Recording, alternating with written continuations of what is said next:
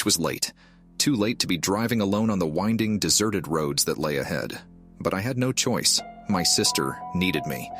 She had just broken up with her boyfriend and was devastated. With a heavy sigh, I fueled up, bought a coffee, and started the long drive to her college town. For the first hour, it was smooth sailing. I was alert, my playlist was on point, and traffic was minimal. But as I got deeper into the rural areas, things started getting unsettling. The first red flag was my GPS. It glitched, rerouting me onto an unlit narrow road. Weird, I muttered. But technology fails sometimes, right? I had been on this new route for about 10 minutes when I saw it. A car, parked on the side of the road, hazard lights blinking. A figure stood next to it, apparently flagging me down.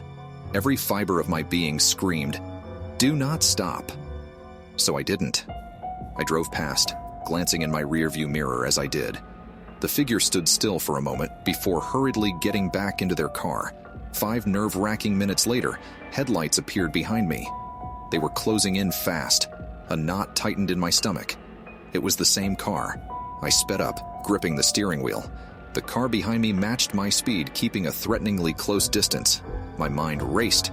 I remembered an old tip. If you're being followed, do not go home. Go to the police. I entered the nearest police station's address into my glitchy GPS, praying it wouldn't fail me again. I was about 15 minutes away. The car behind me started flashing its high beams, an eerie strobe light in the pitch-black night. Then it did something even more unnerving. It abruptly turned off all its lights but continued tailing me. I could just make out its silhouette in the ambient light. My heart pounded as I approached an intersection. The light turned yellow, then red. I stopped. So did they, right behind me, still with no lights on. Something told me to run the red light. I did, glancing back to see the other car pause before tearing through the intersection after me. Now I was convinced. This was no ordinary driver. They were after me for some sinister reason. Finally, I saw the illuminated sign of the police station. The car was still tailing me, but I floored it and made a sharp turn into the station parking lot, stopping right in front of the entrance. The car that had been following me, it didn't turn into the lot. It just stopped at the road, lights still off. Then, as if deciding the game was up, it turned around and sped away. Trembling, I went inside the station and reported the incident, providing the best description I could. They sent a patrol car to scan the area but found nothing. I stayed at the station until sunrise before resuming my drive. When I finally reached my sister's place, I hugged her as if my life depended on it. She knew nothing of my harrowing experience, of course, and I had no intention of telling her. But I know one thing for sure. I'll never drive alone at night again, no matter the circumstances. The fear that grips me when I remember that night is enough to last a lifetime. Whoever that was, whatever they wanted, they're still out there, and that's the stuff of true horror.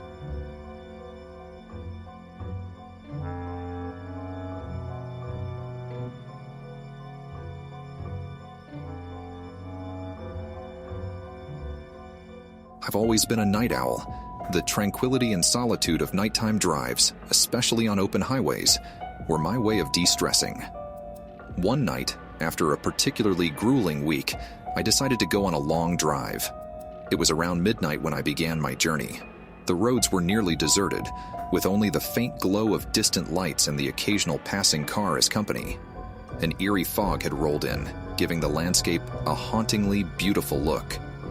With soft music playing, I felt truly at peace. About an hour into my drive, I noticed a car trailing behind me. At first, I thought nothing of it, but after several miles, it became evident they were tailing me closely.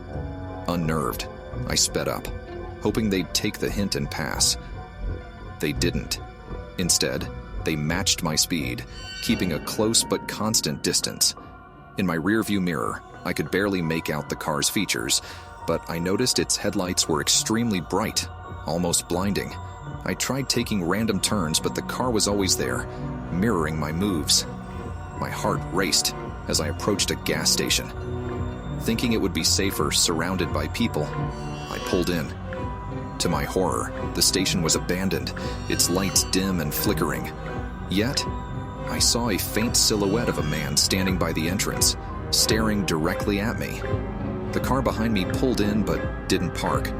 Instead, it just idled by the exit, blocking my way out. I was trapped. My phone showed no service, making the isolation feel even more suffocating. Remembering I had a tire iron in the trunk, I discreetly got out of the car and retrieved it, hoping I wouldn't have to use it. As I was about to confront the driver, the man by the entrance started walking towards me, his footsteps echoing in the silence. Out of sheer panic, I yelled, "Leave me alone!" At that moment, another car pulled into the station. The bright lights of this newcomer vehicle seemed to startle both the man approaching me and the occupants of the car that had been following me. They hurriedly retreated, the car speeding away, and the man disappearing into the fog. The driver of the new car, a middle-aged woman, had seen the scene unfold and stopped to help. Grateful for her timely intervention, I thanked her profusely. "You're lucky," she said, her voice shaking. There have been stories about this stretch of road, people going missing after being followed or lured into these abandoned stops. I reported the incident to the police, but they never found the car or the man from the station. From that day on, my late-night drives ceased, a reminder that sometimes life can take a terrible turn from one bad decision.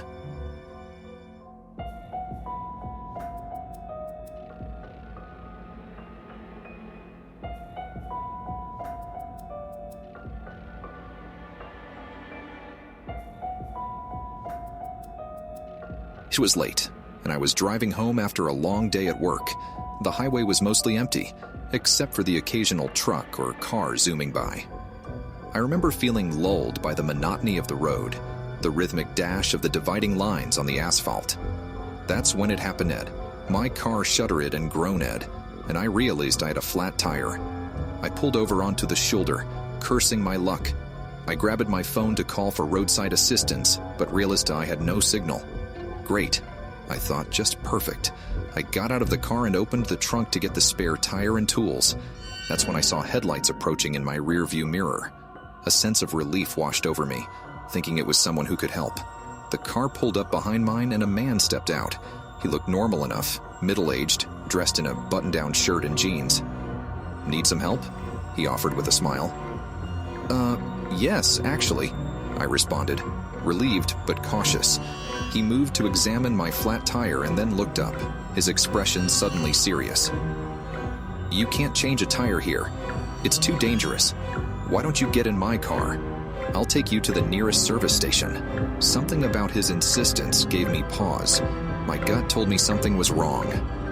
"Thanks, but I'll just wait for a signal to come back on my phone and call for help," I replied, trying to keep my voice steady. His eyes narrowed. "I really think you should come with me." Just then, another set of headlights approached. The man looked visibly irritated, got back into his car, and sped off. I felt a wave of relief wash over me. The approaching car pulled over, and a young couple stepped out. They asked if I needed help, and seeing my hesitance, showed me their IDs to confirm they were off-duty police officers. We quickly changed the tire, and they followed me to the next exit to make sure I was okay. I thanked them profusely, still shaken by the earlier encounter. On a whim, I decided to report the incident to the local police station. When I described the man and his car, the officer's expression turned grave.